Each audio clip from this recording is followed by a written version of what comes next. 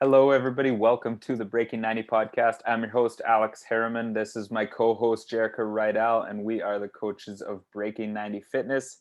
Thanks for listening. Jerrika, how's it going? Oh, pretty good. How are you? Good, good. What is new with you? So recently I have been going for polar plunges. Really? Yeah, so I decided that I would just jump into lakes and at night and then Oh, usually a hot tub afterwards. Originally I wasn't it was just kind of on a whim that a girlfriend and I decided just to do. And then I was like, oh my God, I feel like $1,000,000. I'm sleeping like $1,000,000 every time I do this. So I started incorporating it about 2 to 3 times into my week. no way. Yeah, so I live close to a bunch of water all over Sudbury, of course. So I just drive about 2 minutes from my house, walk in, will run in, dunk myself under. I've been trying to increase the time spent sitting in the water. And then I walk out, and then that's my polar plunge. So I wouldn't say it's like middle of winter jumping into ice water, but it's definitely very cold still. So that's what I wanted to ask you. Will you try to continue doing this as the winter closes in? That's a really good question, Alex. And I'm not sure because I actually don't like cold things. Like for all my friends that know me, I don't even swim half the time in the summer. So this is a big deal. Um, I originally didn't know why I'm doing it, but all the research, the Scandinavian spa and Collingwood, it improves circulation, helps with recovery with the cold, mental alertness, dopamine, serotonin. There's some studies to show that you feel like $1,000,000 after. So that's kind of why I'm continuing to do it. I've noticed a huge benefit to my recovery. I think it's the sleep quality. I'm not super sure. So before you go any further, like I think one massive benefit that needs to be talked about is just forcing yourself to be step outside your comfort zone and do something Yes, you don't want to do. Like that's just a 100%. mental benefit. Just like Huge. living in that comfort zone 24/7, 365 is one of the worst things we can do as humans. I agree. And that's absolutely been the toughest thing for me during this, but it's so rewarding. I really love that you're doing that. That's super cool. I've heard about a lot of athletes that'll just like in the morning, first thing in their shower, they'll just crank it to cold and just like they're like, I hate it, but I need to just force myself outside my comfort zone. And it's the same kind of mindset thing. I'm like, this is cool what you're doing. Yes. Originally, that was the plan, was to start incorporating cold showers. And the next book I want to read is the Wim Hof method, just talking about breathing under cold temperatures and all the benefits that come with it. And I was like, no, I just jump in the lake. Let's do it. I think you So I need think to the lake was like 50. It was cold, or 48 or something. I think you need to take the Breaking 90 members on like a live one day. Should I? Yeah. I will definitely do this. Okay. I think they'd love that. All right. Perfect. That'll happen. Cool. Yeah. What do you got for us today for a topic? Okay. So something a little bit different. I want to talk. You and I can bring up some random advice. We won't say terrible, but we'll say some interesting advice or myths that we've heard in kind of the fitness fat loss industry. Cool. Love it. Um, Yeah, so I guess I can start. A big one, and I think the most obvious one would be, especially as women, lifting weights will make you bulky, or in Mm, quotations, manly. mm, Um, so this is one that I've always had, obviously, an issue with. And when women come to us, typically they'll say the word toned. I want to look toned. And when we hear that word to you and I, that automatically means likely lose a bit of fat and gain a bit of muscle, right? To mhm. have that definition. Yeah. So the first thing that we'll tell them is to start lifting weights. And obviously in a program, a progressive overload program, to see that the strength gains. So that's definitely one that comes to my mind right away. Yeah, and that's a really really great point. And it like weights are great if you have access to them, but any form of resistance training Bands.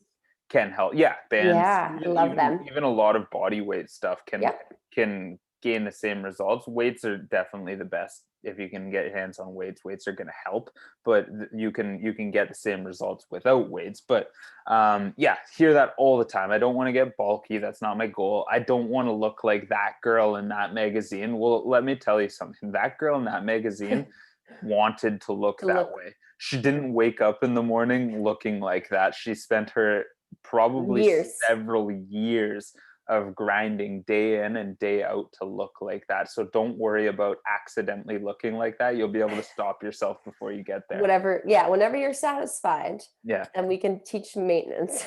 Yeah. But yes, that's one that Yeah, that's a really awesome one. Okay. I Uh, have a bunch. carbs will make you fat. Right. That's a good one. Carbs will make you fat. Everybody thinks carbs are the enemy. Well, carbs definitely aren't the enemy. And they actually play a massive role in our energy, our recovery, our performance. Carbs are so essential that I think you're doing yourself a disservice by not including them in your balanced nutrition. I think with that one, you can add on one that we hear a lot from our members, or we've heard in the past, is bananas specifically. Yeah, I don't all know the what time. the hate about bananas, but you and Well, I both love our bananas, but it's the I same idea mean, with the I mean, carb, sure, high sugar. banana's a little bit higher calorie than like a bowl of berries or something. Yes, and less fiber. Yeah. But like it's a banana, right?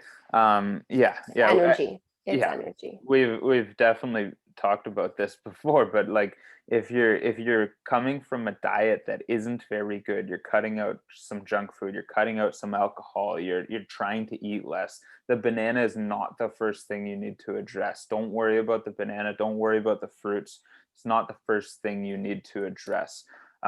Carbs aren't what is making you fat or making you gain weight. Calories, extra calories, caloric surplus is what's making you gain weight.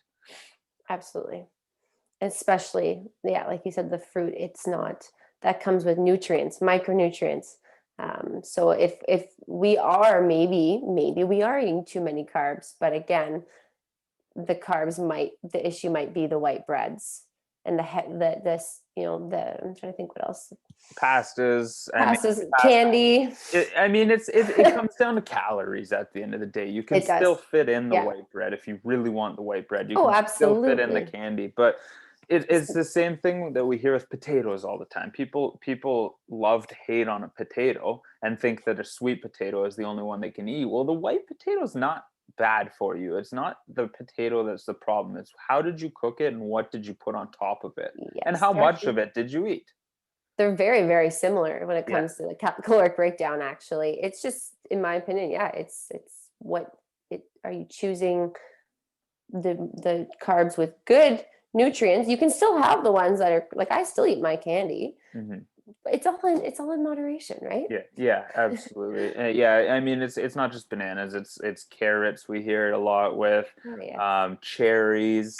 Uh, It'll just be a random food then that yeah, gets a yeah. highlight, and It's then usually the fruits and vegetables that have a bit higher sugar count. Like don't look to your fruits and vegetables as the first thing to change. If your goal is to step on stage and compete for something, talk to your coach about it. Maybe that's something you need to address. If your goal is to get healthier and lose some fat, don't even look at the fruits and vegetables.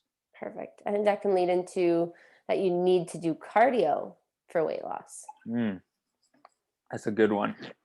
Yeah. So talk to the people. Right? We just said weight loss, fat loss need to be in a caloric deficit. So I can do no cardio. I don't even need to exercise technically, Yep. right? If I'm not, I exercise for my health, my heart Hmm. health, my bones, my muscles, everything. But I don't have to exercise, and I could just eat in a caloric deficit, and I will see weight loss, Yep. fat loss So specifically. so quickly as a highlight, like if your goal is weight loss and you don't really care about the composition of it all, you need to eat in a caloric deficit. That's what matters. 100%. That's what matters. It might not end up looking the way you want it to look, but if Right. you eat less than you burn, you will lose weight. To make that a little bit easier, you should add more movement into your Movement. day because that's going to spread that gap. It's going to make you burn more calories, create a larger caloric deficit. Strength training, as we know, and resistance training in general is going to help us put on muscle mass.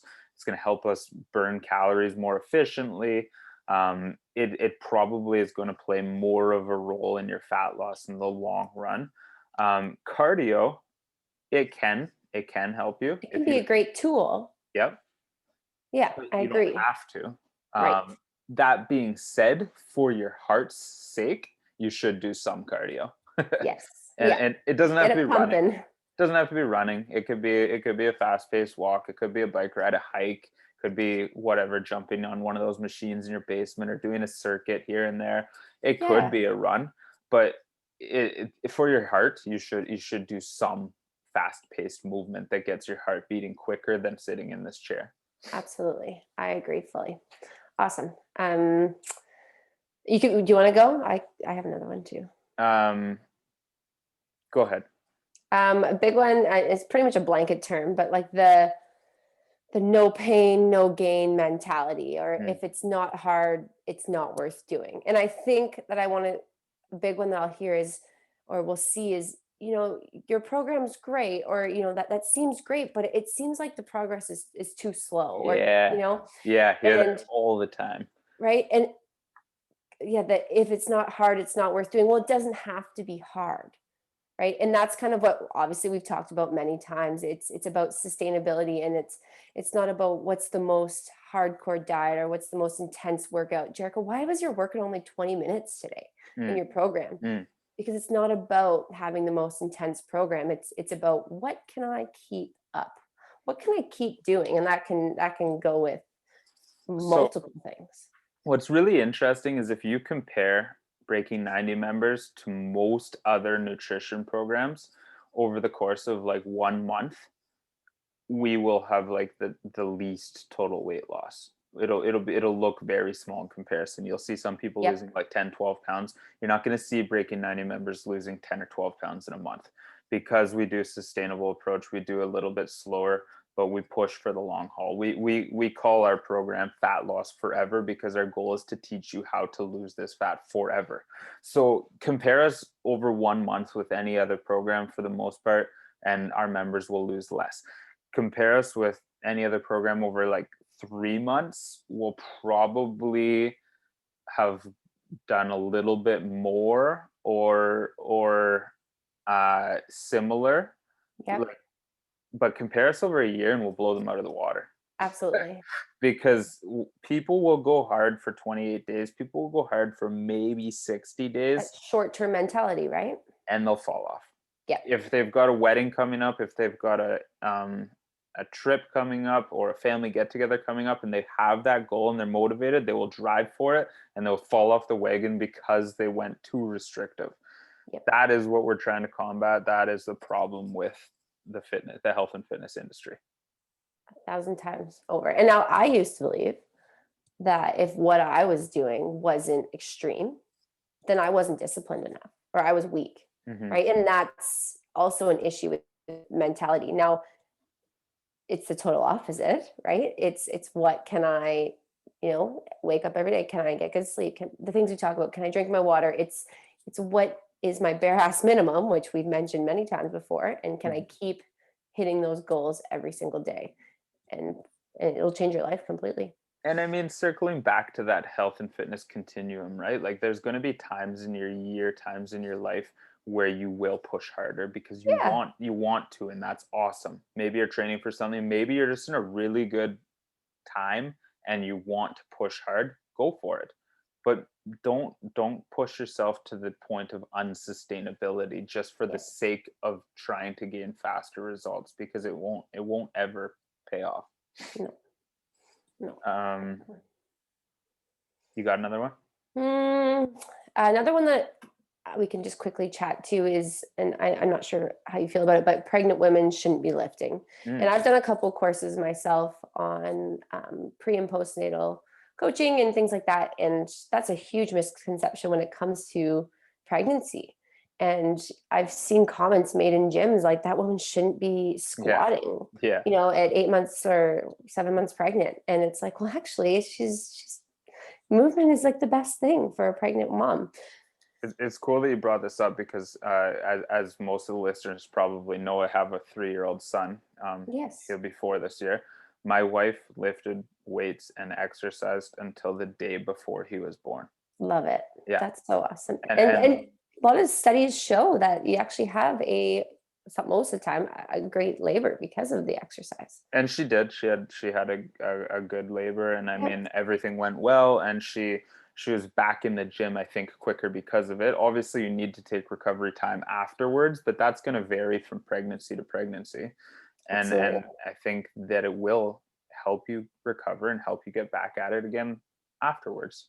Now, am I saying if you've been sedentary your whole life Mm, and you became pregnant and then you decided to go balls to the wall, I probably wouldn't suggest that, but I would suggest at any point in your pregnancy and you want to start moving, move. It's yeah, only going to benefit you. it's a really Always good talk to point. your doctor for sure. Really good point. And what most of the doctors will say, and like we're not doctors here, we're not giving a doctor's opinion or advice, but what we're just talking, and I mean, take it or leave it. This is what we've observed. What most doctors will say is that you can do what you have been doing into Yeah. pregnancy for the most part, and as you get closer and closer, you'll tone it down a bit, but don't stop. If you're coming into a pregnancy with zero movement, then yeah, you're not going to start sprinting and lifting crazy heavy weights, but it's for sure, get out there and start moving, guys. Go for a walk. Go for a walk. that's Out a there. that's a good one for sure. And aspartame Oh will yeah. will affect your hunger levels, or I mean, there's tons of different claims for aspartame, and I think as far as the research points, in moderate use, it's not going Right. to cause That's us any problems. I mean, we're not really here to talk about like all of the health factors in no. general. We talk mostly about weight loss, fat loss, and it's certainly not going to affect that. It's going to do better for you than a can of Coke full of sugar. Yes. um, I still believe that your main consumption should be water. But if you're gonna have the occasional diet Pepsi, I certainly do. It's not gonna hurt you. It's not going to hurt you. Right. Am I having 12? Yeah, No. yeah, I am having one with whatever and moving yeah. on. It's again moderation and that's what we truly believe in. Mm-hmm. Cool. Mm-hmm. That was a good one. Um,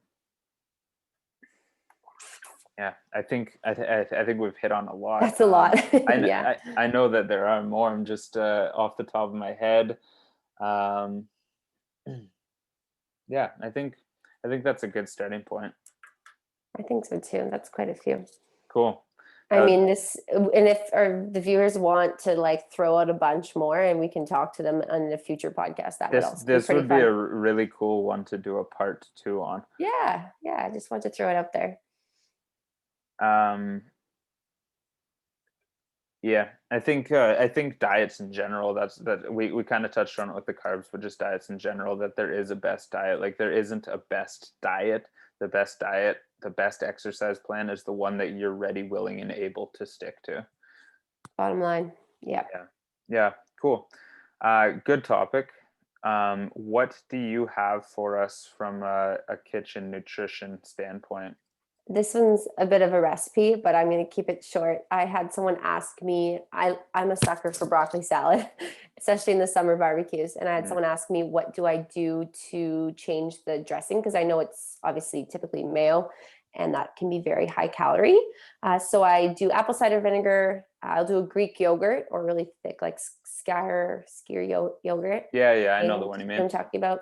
It's Dijon like it's mustard. like the Icelandic yogurt, right? Yeah, like the Yeah. thick yogurt. Yeah, yeah. Yeah, yogurt, apple cider vinegar, Dijon mustard, and then I'll do like a stevia or whatever type of natural sweetener just to kind of get a little bit sweeter. And it's delicious. Mm.